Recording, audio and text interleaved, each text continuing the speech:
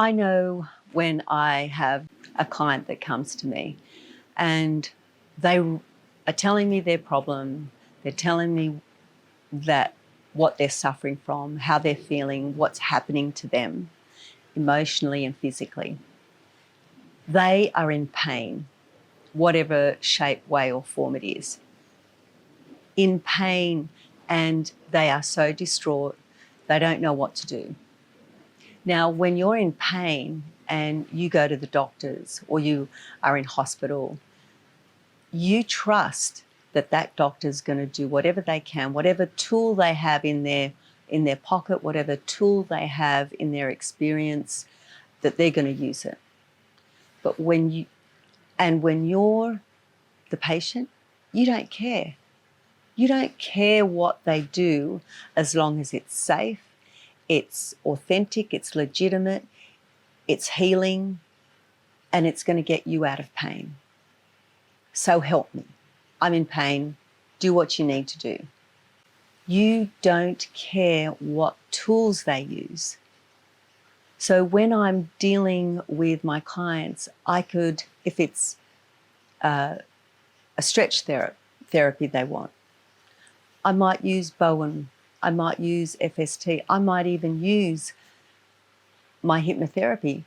I might even have a conversation with them. It doesn't matter.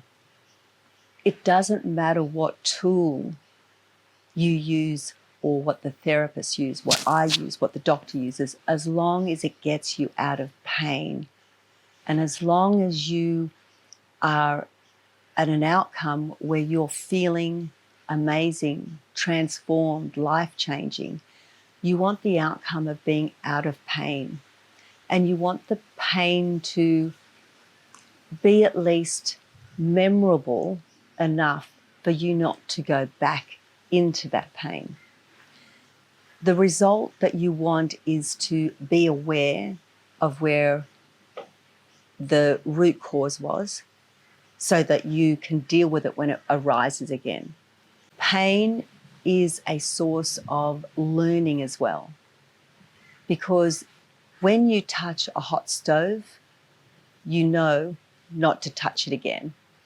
And trust me, I've done it. I've picked up a hot pan and it was automatic, and I knew now not to touch that hot pan with the steel handle or whatever it is.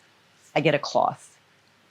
But you have to experience to know what not to do first so that you can avoid it.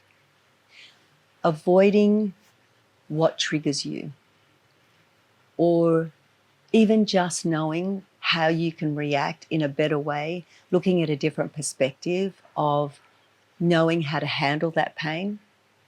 You might be over it and you might be pain-free, but it's also about how you need to react for the next time it's going to happen, and for the next time, and the next, because you can't control other people that might trigger you to cause that pain again.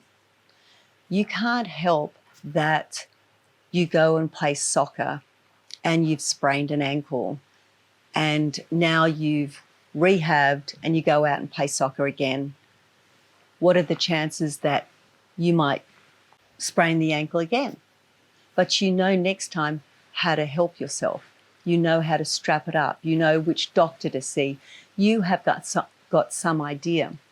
My point is when you are in pain and you see someone to fix it, and not worry about the tools that they use, but as long as the tools they use gives you an education on how to better react to it, how to help yourself next time it happens.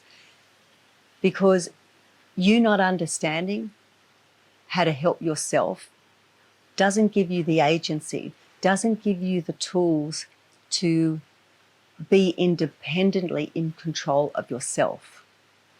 You can't control other people.